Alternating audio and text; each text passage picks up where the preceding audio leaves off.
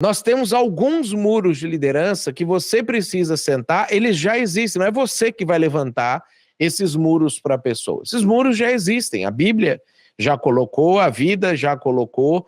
O que você precisa tentar entender com a pessoa é como eu vou te ensinar a transpor esses muros de liderança. O primeiro é moral.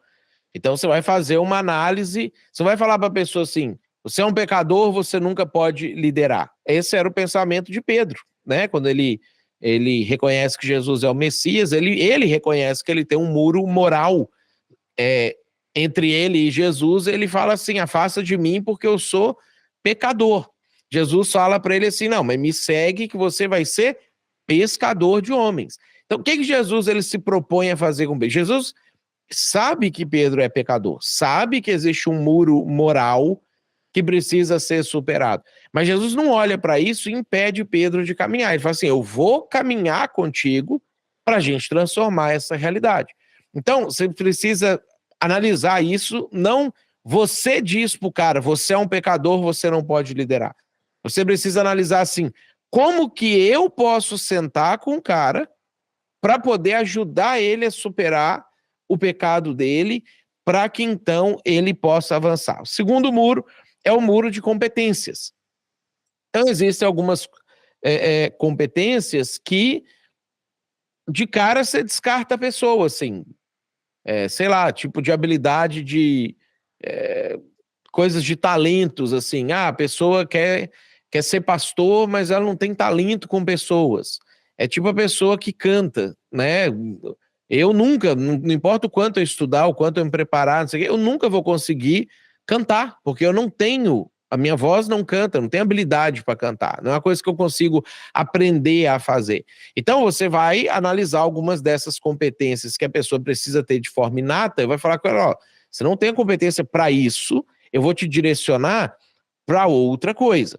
Agora, a maioria das competências, elas são aprendidas. A pessoa pode sentar, pode avaliar que ela não dá conta de fazer aquilo ali, pode entrar num processo de aprendizado formal ou informal e adquirir aquelas competências. Então, você não vai falar para a pessoa assim: você não pode fazer porque você não sabe fazer. Você vai criar um mapa com a pessoa para ela superar o muro das competências. O terceiro muro é o muro da confiança. Esse muro é aquele que o Bill Hybels é chamado combinar com a gente, ou da química, né? Esse muro é entre você e a pessoa. Então você precisa confiar na pessoa, e aí duas coisas podem acontecer nessa situação. Às vezes a pessoa não é confiável, a pessoa te dá provas de que não dá para confiar, não dá para ter expectativa que aquela pessoa vai assumir posições de liderança e de frente na igreja, porque ela te mostra que ela é uma pessoa que mente, que engana, que é falsa, alguma coisa nesse sentido. Mas existe o outro lado também que você precisa avaliar, que é se você não é desconfiado demais, né? Tem gente que, às vezes pela criação, às vezes pelo que aprendeu, às vezes por algumas experiências na vida, de já ter sido traído algumas vezes, que se torna extremamente desconfiado, né? Que fica o tempo inteiro assim: não confio em fulano, confio em ciclano, confio em beltrano. E aí você vai olhar assim, um rol de desconfiança, ele é maior do que, sei lá, uma ou duas pessoas, né? Ele é grande. Então, você não pode ser uma pessoa desconfiada. Você precisa, se você tem dificuldade de confiar nas pessoas, você precisa trabalhar isso em você, no seu caráter como líder, para que você consiga, de forma livre, confiar nas pessoas. Aí, se a pessoa me trair, ela te traiu. Aí você vai lá e resolve o problema depois que o problema acontecer. A gente vê Jesus, que foi traído, que sabia que ia ser traído e que escolheu manter confiança, porque ele sabia que, mesmo sendo traído, ainda era mais provável e possível e factível que o evangelho avançasse, as coisas acontecessem, do que se ele começasse a se fechar para jamais passar pela experiência de uma traição, né? Então você precisa derrubar o muro da confiança, ou ensinar a pessoa a passar pelo muro da confiança. O quarto muro, aí não é mais da pessoa ou misto, aí é o seu muro, que é a sua insegurança. Então, nós temos a insegurança nossa em relação a colocar as pessoas indo por dois caminhos, tá? O primeiro caminho é aquele pensamento assim: será que a pessoa vai fazer bem feito? Será que a pessoa vai fazer como eu fazia? Será que a pessoa vai fazer como eu faria? Né? A resposta é óbvio que não. Óbvio que no começo a pessoa não vai fazer do jeito que você fazia, do jeito que você faria. É muito provável que ela vai fazer pior do que você, a não ser que ela é um líder pronto, que vem de algum outro lugar. Mas é óbvio que no começo ela vai falhar, ela vai trocar os pés pelas mãos, ela vai ter problemas às vezes, as pessoas às vezes vão ter dificuldade com ela no começo e tudo mais. Então, a sua insegurança em relação a isso precisa mudar. O segundo aspecto da insegurança é aquele pensamento assim: será que essa pessoa vai tomar o meu lugar?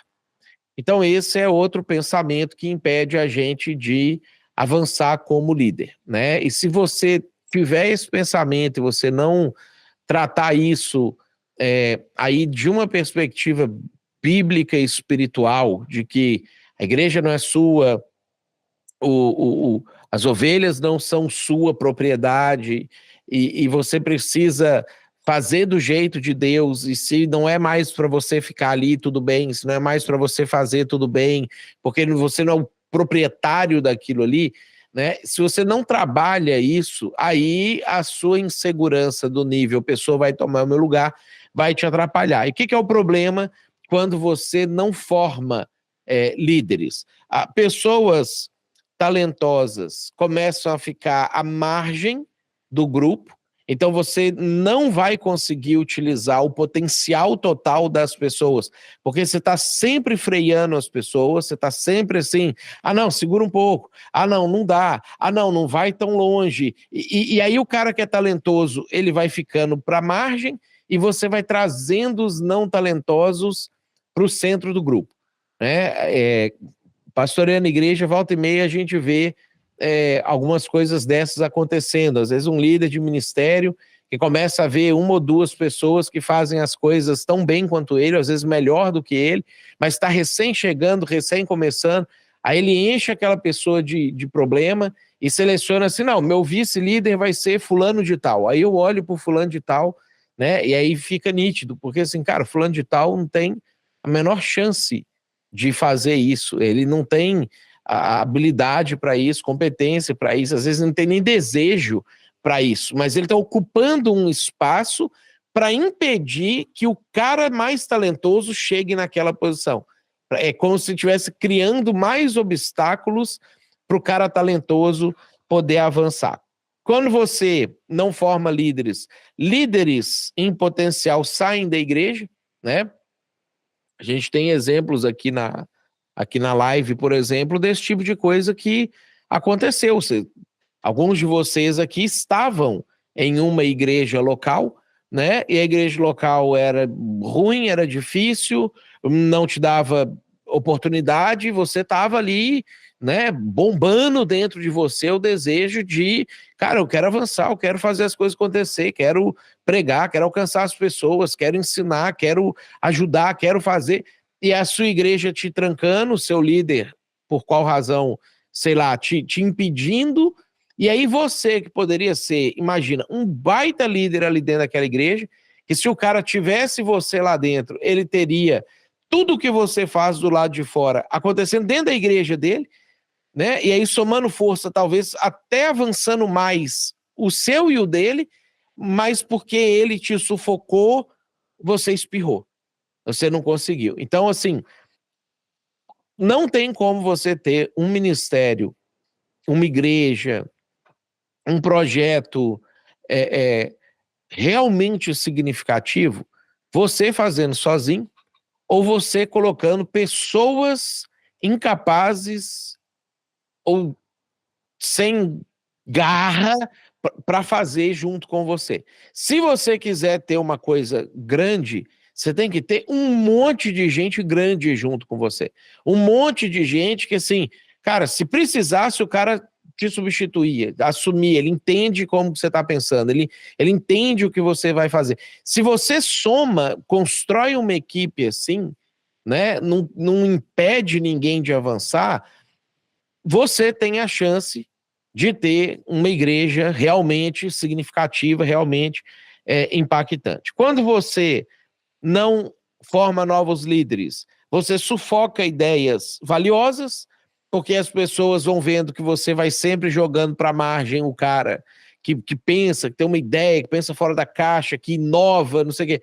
A tendência é que ele vai parando, as outras pessoas também vão parando de te dar ideias, porque eles não querem ser sufocados, não querem ser colocados para a margem, né? Você para de recrutar voluntários para a igreja, pessoas para assumir os ministérios dentro da igreja, porque assim, se o cara que é top está aqui, e ele poderia ser colocado aqui para liderar, e você não faz isso, você mantém o cara aqui, quem não é top nunca chega para fazer o trabalho que já poderia fazer.